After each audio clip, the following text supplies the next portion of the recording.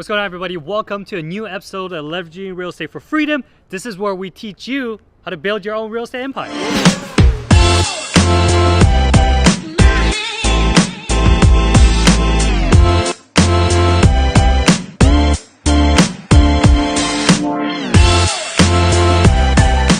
Today we're here looking at one of my properties. Behind me is a triplex. There are 3 units, and we're subdividing this triplex so that it becomes 3 different properties. All right, property number 1, property number 2, and you'll see the land behind me. We're going to take a look shortly.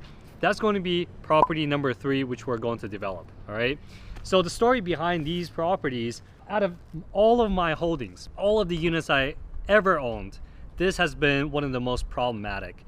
All 3 tenants decided to stop paying me rent during the pandemic, and I think total combined they owed me over $100,000. Just the 3. All right, finally we were able to get them out recently. We had to do a buyout on this tenant over here. These 2 were suing. Essentially they were going to go to courts and they were going to get evicted, and they knew that, so we worked out a deal for them to leave as well. So now we're actually renovating all 3 units, and we're doing a cash out refi on the units so that we can pull money out. This way we have money to complete the subdivision, and we can use the additional capital to finish our development in the back. All right, this whole lot sits on 1 acre. This ugly, really ugly duplex here, the unit mix is 3 bedroom, 2 bathroom each. And this type of unit mix is very sought after because it's a bigger duplex, right? And we tend to have more stable families moving into them compared to 1 bedroom, 1 bath units, right? Because 1 bedroom, 1 bath generally is a single guy, single girl. They're in and out all the time. They'll come in, rent it for a month, maybe bounce after 3 months. For 3 bedroom, 2 bathroom, generally their families moving in, right? So we're gonna go in, we're gonna rehab everything, and we're going to be able to put it back on market and get market rent plus some, right? Because essentially we're going to get Section 8 tenants into these units, and this property is going to cash flow amazingly. Let's take a look.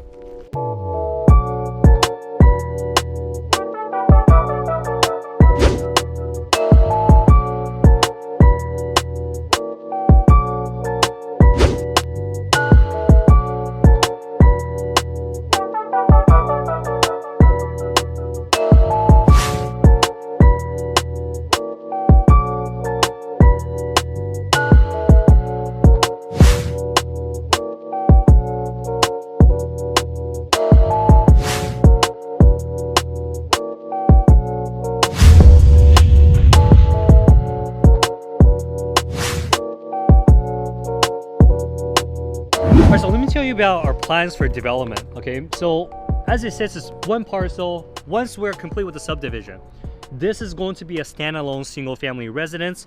This is going to be a duplex of 3 bedroom, 2 bathroom.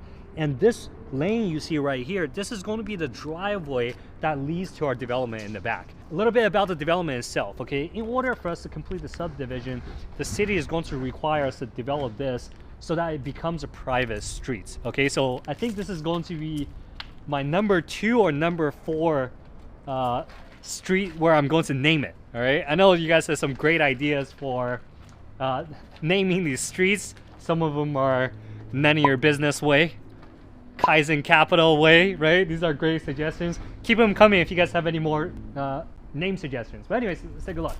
In the back right here, as far as your eyes can see all the way to the tree lines, that's where actually our property extends a little bit beyond that. So this is I think either 1 acre or a little bit above 1 acre. Back then we already had a set of plans drawn up. I don't know if ordinances changed, laws changed or not, but we're going to maximize the space here. Okay, so originally I believe we had 4 duplexes planned on this development right here.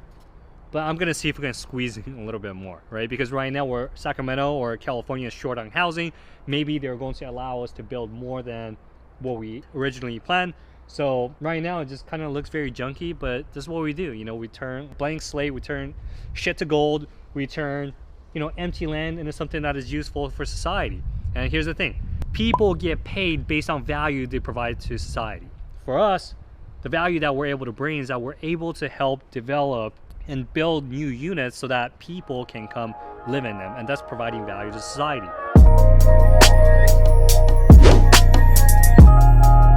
Having to deal with these tenants turned squatters where all three tenants got together and decided not to pay rent. It was extremely problematic because they owed me so much money, you know, over $100,000. If I was a small operator, it would have completely bankrupted me. You know, landlords, most people think every single landlord is rich. That's not the case. You know, there's a lot of mom and pop operators out there where they have 1 or 2 or 3 properties. And if this was one of the properties that they held on to during the pandemic, they would have lost everything. They would have lost this property, they would have lost all their other holdings. If you're a landlord and you're dealing with this type of situation, one advice I have for you is, number one, if you really can't handle it, make sure you liquidate this asset. Just take a loss on the asset, but keep the rest of your portfolio. But if you're able to hold on to the asset somehow, try to hold on to as much as you can, because there is opportunity beyond this headache.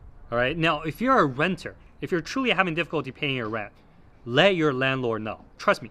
I am almost certain most landlords are willing to work with you to figure out a solution rather than you not paying rent and just leaving them in this huge ditch. All right. Now, if you're a renter, there are expenses that comes with the property. Property taxes, mortgage, insurance, utilities, blah, blah, blah, property management fees, city upkeep fees, whatever. There's a lot of fees that's involved. If you're not paying rent, then all those expenses goes to the landlord. And a lot of times you're putting these people in a very difficult position. And these are the very same people that's providing you with the rentable and livable unit, right? Now, it's funny because these properties are actually worth so much more than what it used to be worth. And the losses that I took are peanuts compared to the amount of money I'm going to make on this property. Looking at the property itself is extremely unattractive. A lot of losses coming out of this, but there's going to be a lot of potential. All right. So for everybody who's out there struggling right now, I would say if you're able to ride through COVID and if you're able to ride through this period where the laws are just not in landlord's favor, if you're able to get through this period in time, I think you'll be okay. You know, I think you'll be able to thrive and beyond.